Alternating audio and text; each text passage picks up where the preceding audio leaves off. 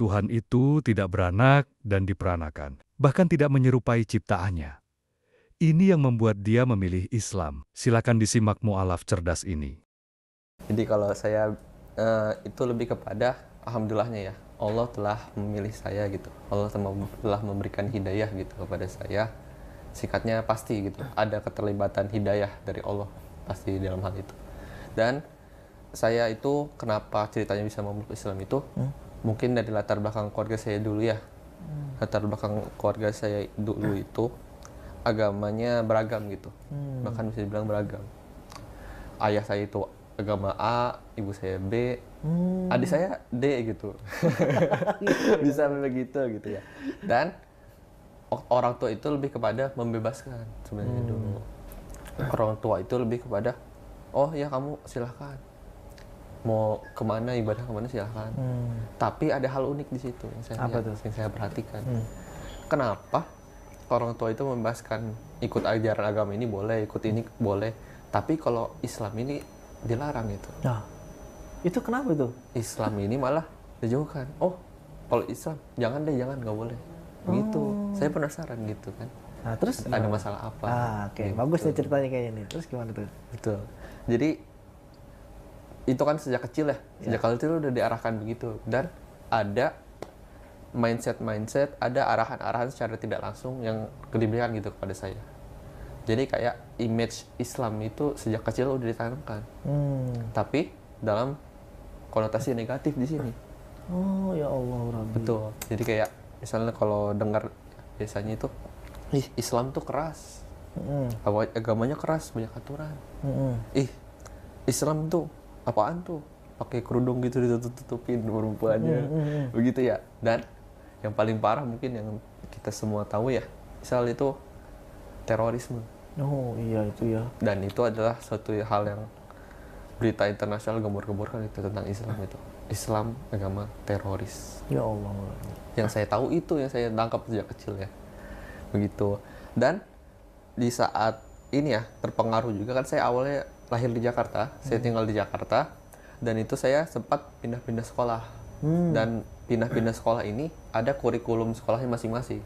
Ya. Jadi pas saya pindah sekolah itu, saya malah ngikutin ajaran agama di sekolah itu, berbasis apa begitu. Jadi pertama itu dari TK berubah, SD berubah lagi, pindah agamanya, ikut ajarannya gitu. Dari keluarga, misal dari keluarga saya itu istilahnya secara tertulis itu kan Buddha. Oh Buddha. Secara tertulis itu Buddha. Dan kalau dari ayah saya itu ada ajaran Konghucu-nya juga. Jadi sempat belajar ikut Konghucu. Dan itu tuh ada tradisi mereka juga namanya sembahyang kubur gitu, cengbeng. Sembahyang kubur untuk menghormati roh leluhur gitu. Dan pas saya pindah itu, pas TK sama SD itu sempat masuk sekolah Kristen Katolik. Oke. Iya, sekolah Kristen Katolik. Lalu ikutlah ajaran mereka gimana tata cara ibadahnya. Dan kitabnya juga ada gitu, kitab sucinya ada. Pas SMP, pindah SMP lagi, pindah lagi gitu. Sebelumnya dari Kristen Katolik, ada pindah lagi ke Kristen Protestan. Itu juga sebelumnya lagi itu pas TK atau SD, pas saya masih di Jakarta itu. Setelah itu kan SMP saya mulai pindah ke Bogor gitu. Pas TK sama SD itu sempat juga dapat ajaran salah satu aliran Kristen gitu. Namanya Saksi Yehova bisa dibilang. Mereka itu secara tidak langsung ya. Secara tidak langsung itu ajarannya berbeda dari Kristen. Istilah itu ada penginjilnya gitu, ada yang orang-orangnya nyamperin ke rumah gitu.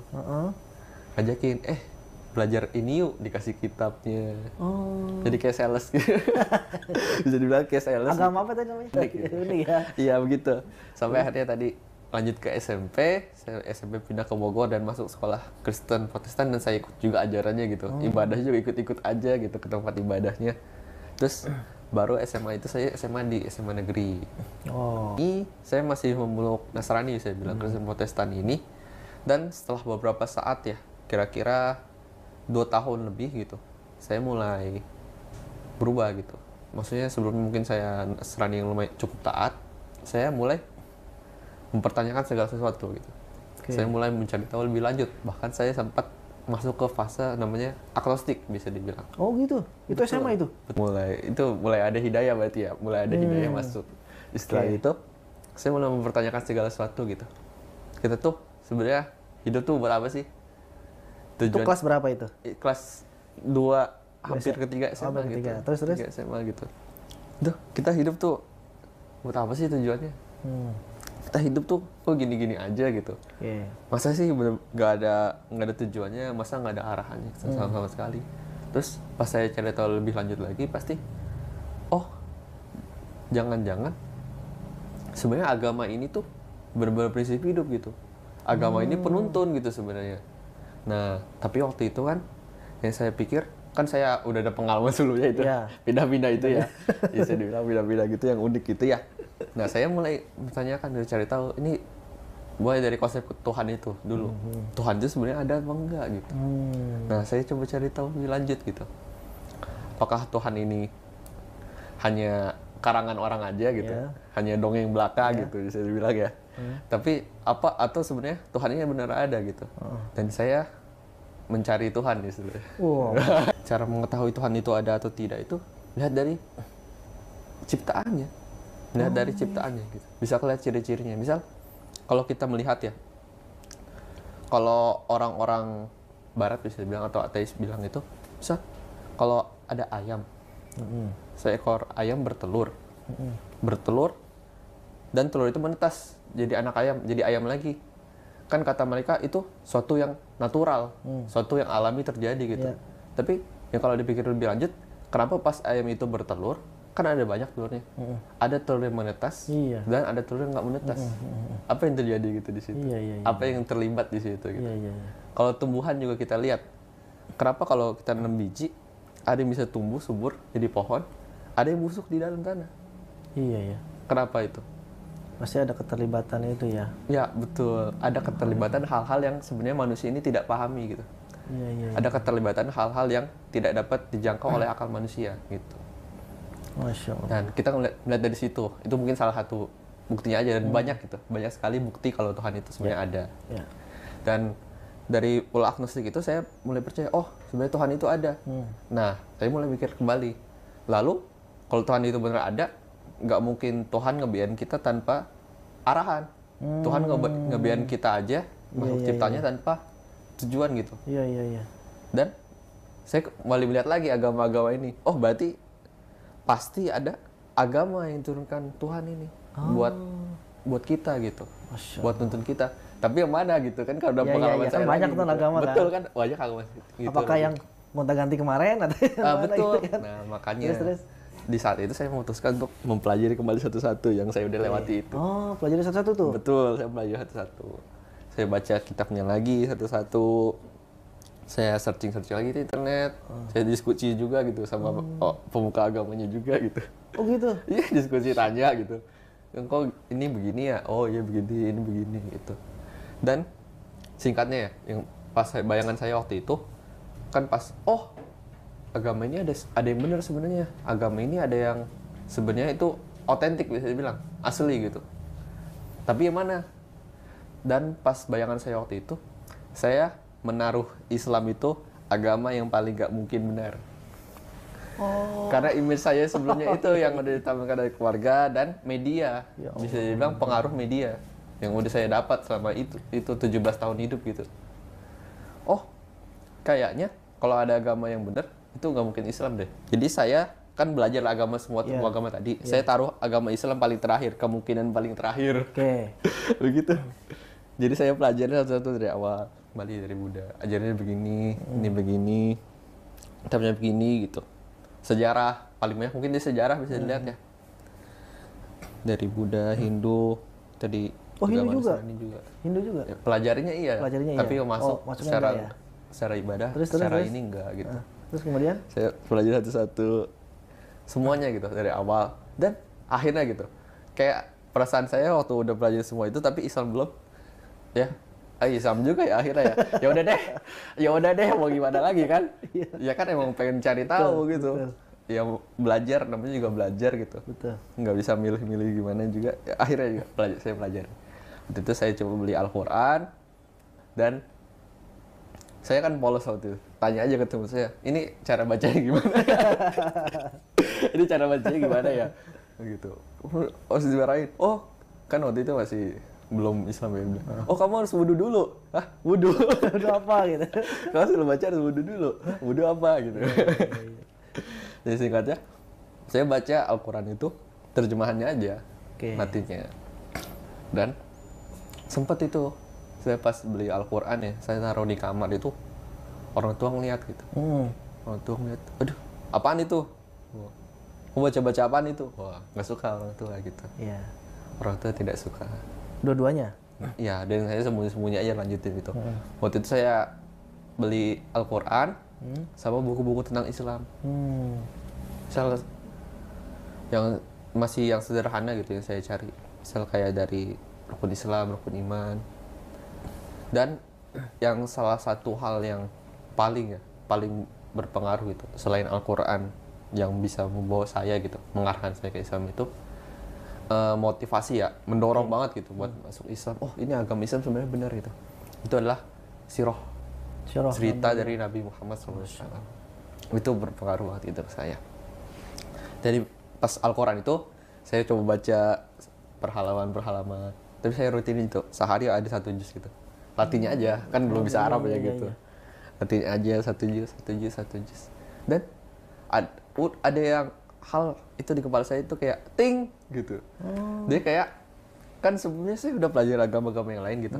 Dan pas saya taruh agama Islam yang paling terakhir tuh kayak nyambung semua. Uniknya lagi itu tuh kayak kalau dia pas saya pelajarin lebih lanjut katanya itu ajaran agama Islam itu melengkapi agama yang sebelumnya. Dan itu jadi berhubungan gitu di situ. Dan ada satu statement lagi dia, misal di Islam itu semua agama itu sebenarnya sama-sama monoteisme, sama-sama memuja Allah gitu. Sama-sama itu udah dari zaman Nabi Adam, itu udah Islam istilahnya. Tapi itu udah Islam istilahnya. Jadi kayak kan ceritanya itu Allah Subhanahu wa taala menurunkan kitab Taurat ke Musa, Injil ke Isa gitu, Zabur ke Daud, dan Al-Quran ke Nabi Muhammad SAW gitu. Jadi itu semua terhubung, dan yang dari kitab-kitab sebelumnya yang saya baca itu ajaran ada di Islam. Islam itu jelas banget. Tuhan itu Esa, tidak didoakan, tidak beranak, dan tidak menyerupai makhluk ciptaannya. Udah jelas gitu. Kalau maksudnya melihat konsep dari ajaran-ajaran agama yang sebelumnya saya cari tahu, saya pelajari itu, konsep Tuhannya itu seperti kurang, kalau kita pakai logik ya, pakai logika kita itu kurang pas. Ada miss di situ gitu. Ada sifat-sifat yang seharusnya tidak dimiliki oleh Tuhan. Kan kalau kita menganggap Tuhan itu pasti kita semua setuju gitu. Tuhan itu maha kuasa. Betul. Tuhan itu maha adil. Betul. Tuhan itu maha memberikan segala sesuatunya gitu, mengatur rezeki kita. Betul. Tapi ada konsep-konsep yang miss gitu di agama-agama yang sebelumnya. Betul begitu. Bisa jadi karena ya pengaruh sebagian pengikutnya yang melencengkan ajarannya gitu. Konsep ketuhanan di Islam itu sangat jelas, dan di Islam itu mengatur segala tata cara kehidupan. Kan sebelumnya saya cari tahu tuh agama mana yang bisa jadi pedoman hidup, punya tujuan jelas, dan itu gitu. Dan itu saya temukan di Islam. Karena Islam itu mengatur segala sesuatunya. Yang kalau pemikiran saya sebelumnya Islam itu strict, banyak aturan, banyak segala macam, nggak boleh makan babi, nggak boleh minum alkohol gitu ya, segala macam ya, dan nggak boleh pacaran juga, nggak boleh berzina. Itu yang pemikiran saya sebelumnya konotasinya negatif, strict itu jadi positif gitu. Oh, berarti kita diarahkan begini Agar tidak begini gitu. agar tidak begini. Tuhan itu atau Allah itu sebenarnya sayang kita gitu. Masya Allah. Jadi kita mengikuti apa yang diperintahkan dan menjauhi apa yang dilarang. Ya. Bagus banget berarti ini adalah agama yang benar. Kita kembali ke ceritanya dulu tadi. Ya, betul. Prosesnya gimana gitu. Itu kira-kira beberapa hari sebelum saya memantapkan buat masuk Islam gitu. Sebelumnya ya sebenarnya itu udah beberapa bulan gitu. kan saya udah tahu gitu orang tua saya seperti itu dan latar belakang keluarga besar saya itu kayak gimana gitu ya. Saya itu udah ancang-ancang bisa dibilang. Oh, udah dapat nih Islam bener nih, pengen masuk Islam. Tapi kan kondisinya kayak gini ya. Terus kondisi keluarga tuh begini. Dan saya tuh udah mulai siapin mental istilahnya. Udah ancang-ancang lah, udah siapin mental gitu. Ini harus begini kayaknya. Nanti harus begini gitu. Jadi saya kayak udah nanti kayak bakal dimarahin, dibejek-bejek, diapain, diusir. Saya udah coba terima aja, udah lama, hampir berbulan-bulan malah dibilang. Dan akhirnya ada satu kesempatan itu waktu itu saya iseng aja sengaja kayak mau tes ombak tes gitu. Itu saya lagi diantarkan waktu itu sekolahnya saya sekolah SMA saya ya. Itu saya diantar sampai depan jalan bareng sama ibu naik motor. Dari depan jalan itu saya naik angkutan umum lagi ke sekolah. Dan di situ saya tes pas mau turun setelah anterin saya. Kan saya panggilnya mama ya, mah, aku mau masuk Islam. Ngomongnya pas di jalan. Tengah jalan raya. Gitu maksud saya kenapa saya pilih kondisi itu adalah karena di saat itu tuh itu nggak lagi di rumah gitu, nggak lagi di rumah dan bisa berkepanjangan sampai tanya segala macam. Dan kondisi jalan kayak gitu kan orang lebih ke arah jawaban yang mana nih? Iya, enggak. Kata ibu saya itu, enggak mungkin. Singkat, padat, jelas. Enggak mungkin, udah gitu. Terus? Enggak mungkin. Udah saya diam. Ya udah jalan. Udah saya berangkat sekolah waktu itu. Itu pertama. Dan setelah itu baru saya lebih memantapkan lagi. Oh, kayaknya bakal susah kalau terang-terangan masuk gitu. Jadi saya akhirnya memutuskan buat enggak nge-publish langsung gitu ke orang tua, nggak cerita langsung, dan saya sembunyi-sembunyi gitu istilahnya ya. Jadi ceritanya waktu itu saya pertama ke guru sekolah saya yang saya cukup dekat gitu, cukup dekat, cukup percaya. Saya simpel jawabnya, Pak begini, saya ceritanya begini. Tadi cerita panjang itu yang saya cari tahu itu, dan akhirnya saya memutuskan buat masuk Islam. Terus kata bapaknya, kamu yakin? Kamu yakin? Kamu udah serius? Kan nggak boleh buat mainan gitu agama ya. Mainan, betul. Harus serius. Nggak boleh buat mainan gitu. Kamu nanti kalau nggak boleh keluar masuk loh. Iya, betul. Istilah begitu kan? Betul. Emang harus serius gitu. Dan akhirnya saya jawab, iya serius. Dan waktu itu kata bapaknya itu, ini kan sebentar lagi kita mau ujian nasional gitu. Waktu itu mau ujian nasional SMA. Nanti kalau kamu udah selesai ujian nasional, balik lagi ke saya. Biar fokus gitu maksudnya. Ya. Biar ujian nasional ini yang waktu itu kan 2017 masih ada kemungkinan itu bakal dipakai ya, buat masuk ke jenjang pendidikan berikutnya gitu, masuk ke perguruan tinggi. Dan itu takut berpengaruh ke itu gitu. Dan singkat cerita setelah itu gitu ya. Setelah beberapa lama akhirnya ujian nasional ini selesai, saya datang lagi ke bapak ini. Gimana Pak? Oh iya, nanti disiapkan. Dan akhirnya itu hari Jumat tanggal 21 April 2017 itu saya diantar ke ruang BK. Dan di ruang BK itu ada guru agama Islam sama guru BK saya gitu. Dan saya waktu itu dituntun bersyahadat sama guru agama namanya Pak Rahmat ya. Masya Allah. Terus? Dan waktu itu ya di video juga direkam sama guru BK saya gitu. Syahadat. Begitu. Saya sengaja waktu itu juga sempat masih belajar itu. Saya sengaja ini ada teman saya nih yang agamanya Islam, lumayan dekat sama saya. Gimana kalau saya coba main ke rumahnya dan melihat Islam di dalam keluarga dia secara langsung itu gimana? Saya sengaja gitu. Sengaja ke situ dan saya coba belajar gitu di situ. Jadi pas setelah masuk Islam tanggal hari Jumatnya itu masih beberapa hari saya coba ibadah sendiri. Dan itu kan harus sholat segala macam ya. Dan sholat masih kaku-kaku gitu. Sholat masih kaku-kaku. Dan saya coba praktekin sendiri tuh agak kesel juga gitu. Maksudnya ini kalau ada orang yang bisa sholat di masjid gitu, bisa dilihat, bisa dipelajarin, bisa dicontoh langsung gitu istilahnya ya. Saya kesel kan. Akhirnya gini, hari Selasanya itu udah beberapa hari saya coba sendiri kan, tapi kurang pas gitu. Takut salah juga kan, Kalau salah kan kalau ada contoh ada yang bisa benerin gitu. Iya. Akhirnya hari Selasa itu saya memutuskan gini. Saya sengaja jalan ke tetangga saya. Beda 2-3 rumah gitu. Ke tetangga saya bilang gini. Bapak, saya baru aja masuk Islam. Bisa tolong nggak antar saya ke masjid ajarin sholat? Terus gimana tuh? Iya. Tanggapannya? Oke, ya udah diantar waktu itu. Akhirnya itu sholat pertama saya itu hari Senin atau hari Selasa itu sholat maghrib berjamaah. Maghrib ya. Iya, di masjid sekitar lingkungan saya gitu. Dan setelah itu akhirnya dibawa saya ke masjid kan, singkatnya. Sholat maghrib gitu. Sholat maghrib. Pas setelah sholat maghrib ini baru diumumin gitu. Oh, ada yang masuk Islam. Ini tetangga kita Di masjid itu. di masjid di sana. Nama masjidnya Masjid Jami Al Ittihad. Dan itu tuh singkatnya kan pas di masjid di sholat jamaah itu sholat maghrib itu ada Pak RT sama Pak RW setempat. Dan RT RW setempat ini tahu gitu. Oh, ada mualaf baru nih. Kita butuh buatkan sertifikat mualaf. Oke.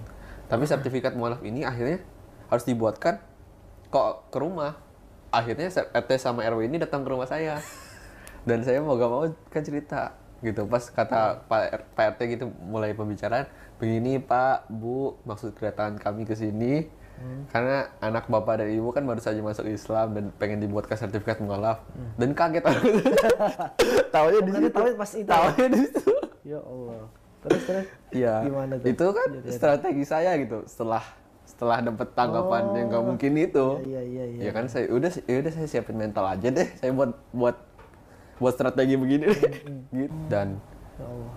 keluarga besar itu pas tahu tuh pada nggak suka gitu. Kenapa bisa begini gitu. Dan yang saya sedih juga itu ibu saya itu kayak ngerasa gagal gitu ngedidik saya. Gitu. Dan setelah itu ya singkatnya ya kalau kondisi keluarga itu kurang baik begitu, tapi pas di sekolah ya, sekolah tempat saya syahadat itu kan ada adik kelas saya juga gitu. Kan saya waktu itu udah kelas 3 SMA, ada kelas 2, ada kelas 1-nya. Itu tuh ada yang pas waktu itu juga sama-sama lingkungannya dekat saya gitu, di masjid yang tempat saya sholat maghrib tadi. Dan dia dengar kabarnya kan, oh mualaf kakak ini yang sekolahnya di sini juga, SMA-nya di sini juga, baru saya. Akhirnya viral itu. Oh. Ya gitu. Dan setelah saya coba diskusi juga ya, diskusi kan banyak juga ya gitu. Alhamdulillah guru-guru sekitar tempat tinggal saya juga gitu juga membantu gitu, menasihati kalau bisa coba perbaiki akhlak kamu katanya. Akhlak ya. Coba perbaiki akhlak dan belajar lebih banyak gitu, biar orang tua tuh bisa tersentuh. Islam tuh sebenarnya begini gitu. Yang didapat selama ini image buruk Islam itu sebenarnya nggak bener loh. Kayak gitu pelan-pelan. Gitu. Jadi strategi baru nih setelah masuk Islam. Strategi saya lagi, gimana caranya nih saya bisa sukses gitu.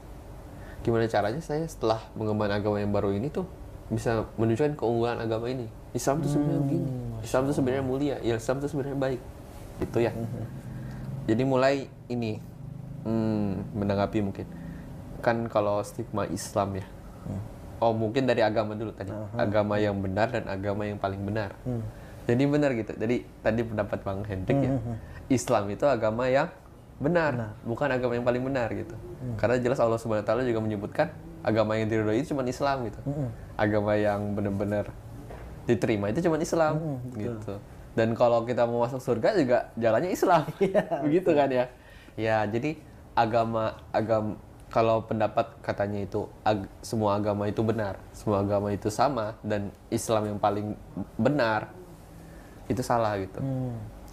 Gitu. Itu hanya pendapat orang-orang yang menginginkan adanya toleransi gitu di bangsa kita, menginginkan adanya toleransi, tapi caranya salah gitu. Caranya kurang tepat karena mengatakan semuanya itu sama gitu. Gitu.